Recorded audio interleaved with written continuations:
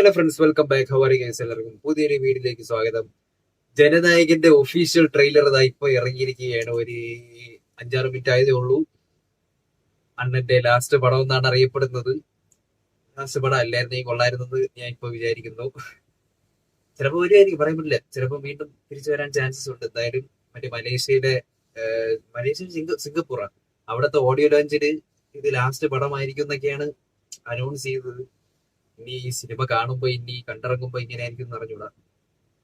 നമുക്ക് എന്തായാലും അണ്ണന്റെ ട്രെയിലർ കണ്ടുപോകാം.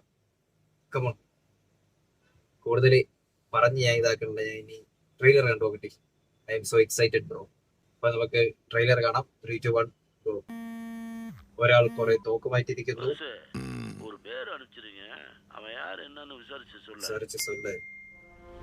தளபதி வெற்றி கொண்டார். KVN productions. சம்பவம் பண்றவனு கேள்விப்பட்டிருப்ப, அதுல ரெக்கார்டு வைக்கிறவனு கேள்விப்பட்டிருக்கியா?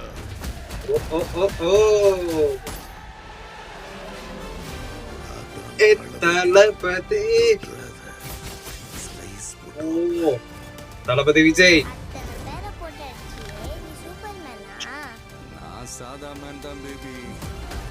ஆனா செய்யற சம்பவம் எல்லாம் சூப்பரா இருக்கும். சூப்பரா இருக்கும். அனிருத் மியூசிக்கல். பொண்ணுங்களுக்கு பயம் இருக்க கூடாது சார். மமிதா பைஜு. புலி மாதிரி வளரும். Punch punch. Come on come on come on. இந்த வருஷமாவது ஆர்மி அப்ளிகேஷன்ல ஒழுங்கா கையெழுத்து போடுங்க. മമിത ബൈജു അനിയത്തിയാണെന്ന് തോന്നുന്നു. അനിയത്തിയല്ല, മോളാണ്.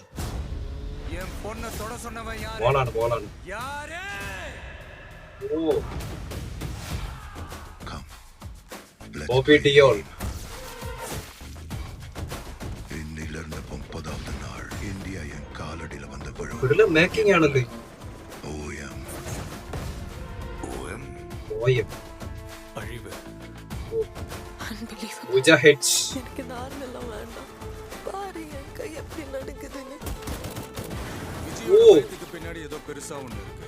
அது தெரிஞ்சா இந்த நாட்டுக்கு வரப்போற ப்ராப்ளத்தையே தடுக்கலாம்.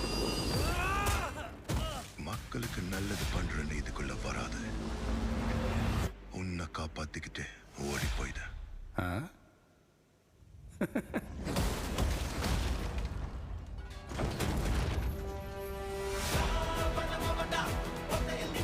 അത് ബ്ലഡ് ഒക്കെ നക്കണ.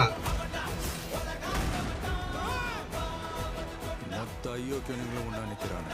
அவங்க ஜெயிக்க கூடாது. ഓ, உன்னால ஒண்ணும் பண்ண முடியாது. விலகி போ. ഇതിലെ ഫൈറ്റുകളാണല്ലോ. அவனை கொண்டாடிக்கிட்டு இருக்காங்க. இப்ப கொன்ன கடவுளாயிடுவான். அவனை உயிர் தெழ முடியாத சிலுவையில அறையணும். உன்னை காலி பண்ணிடுவேன், அசிங்கப்படுத்திடுவேன்னு சொல்ற எவனா இருந்தாலும் சரி, ഓ, திரும்பி போற ஐடியாவே இல்ல. ഇപ്പൊ ഒരു ഐഡിയാവേ ഇല്ല.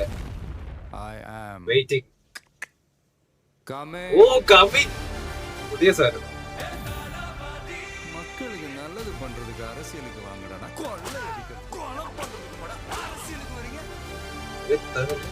Let's rice together. ഓ, അതൊക്കെ തോന്നെ റോബോട്ടാ. ജനുവരി 9 കുറെ സാധനങ്ങളുണ്ട് കേട്ടോ. ഇത്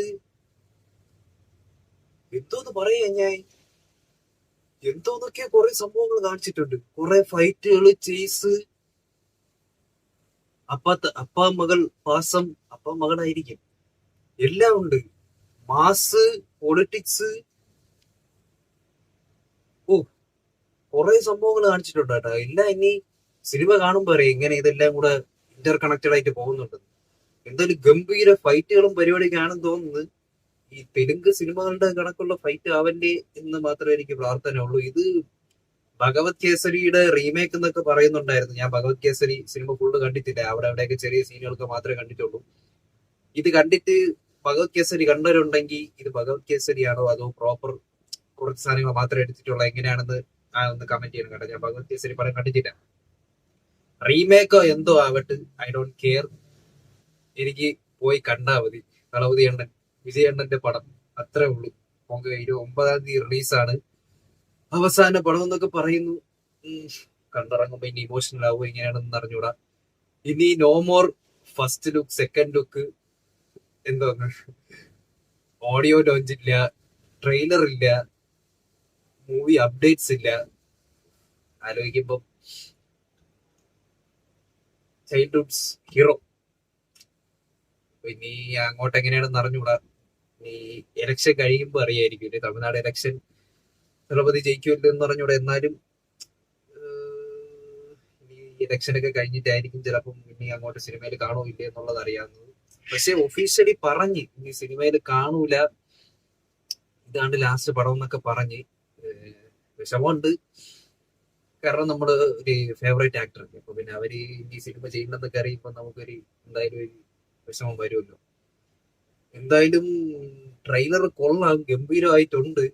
വിഷ്വൽസ് പരിപാടി കൊള്ളാം. പിന്നീട് ചില സാധനങ്ങള് മറ്റേ കമ്പിന്ന് മറ്റേ ബ്ലഡ് ഒക്കെ നോക്കണം, മറ്റേ രാവണ മവൻ എന്നൊക്കെ പറഞ്ഞിട്ടുള്ള സോങ് ഉണ്ടല്ലോ, ഇന്നലെ ഇറങ്ങിയെന്നാണ് തോന്നുന്നത്.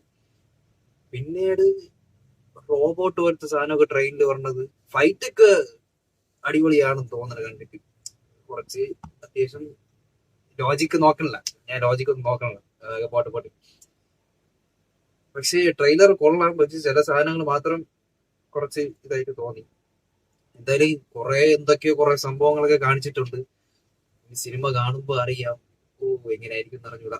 എന്തായാലും ദളപതിയുടെ പടമല്ലേ, എത്രയായാലും ഹിറ്റാണ്, ഇപ്പോഴേ ഹിറ്റാണ്, ഞാൻ പറയാറില്ല.